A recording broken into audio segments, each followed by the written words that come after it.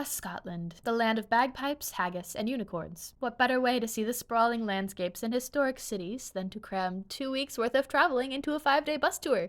It's perfect. In all seriousness, my mom, brother, and I had been wanting to visit Scotland for a while, and my mom decided a group tour would be easiest for a first-time visit. And here is everything we did. Our technical first day in Scotland was just arriving in Glasgow, and honestly, nothing super exciting happened that day, so let's just skip to the next day. The official day 1 in Scotland was a pretty jam-packed adventure. We first took a brief drive around Glasgow and got to see a few sights, but this was really all we got to see of the city before heading west towards Edinburgh. Our first main stop on the tour was at Stirling Castle, which was one of the childhood homes of Mary Queen of Scots. We got to tour the grounds for about an hour, but what was really neat to me is part of our family line lived in Stirling for about a century, so it was neat to witness this landscape they probably saw every day. I actually made a short video on the castle if you want to know more about it. After that, we continued heading west and took a lunch break at the Kelpies. In Scottish folklore, Kelpies are a mythological shape-shifting water creature, and they appear as horses and entice humans to ride on their backs, then carry them to watery graves. Did not encounter any watery graves, but did see a fish meet its end to become a bird's lunch. We then headed on to my favorite stop of the day, Cootis. This is one of the most charming villages in Scotland, and you might recognize a few of these areas if you've seen the TV show Outlander. I made another video on this place, so I'll keep this brief, but Cootis was a popular port city prior to the 1700s, and many of the structures from that time remain. So when you walk through the town along the rough cobbled streets and past the traditional homes, it feels like you're stepping back in time. Following Cootis, we headed to our final stop for the night, Edinburgh. Our hotel was pretty far from the actual city, so we couldn't really explore on our own, so we joined an optional excursion for the evening. This event was a Scottish dinner and show featuring the ceremony of the haggis. This was the first time I got to see the stunning architecture of Edinburgh's Old Town, and I was stunned. Though for some reason I imagined this ceremony would be happening in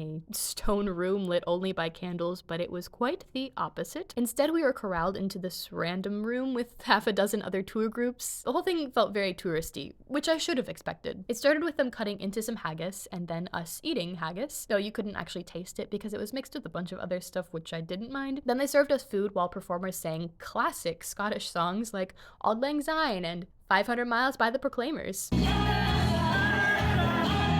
Super authentic stuff. They also had dancers, which was actually really cool to watch. Everyone performed well, but again, it was a very touristy experience. The show ended around 9:30 and my family was a little jet lagged, so we went to sleep pretty early. Stay tuned for day 2.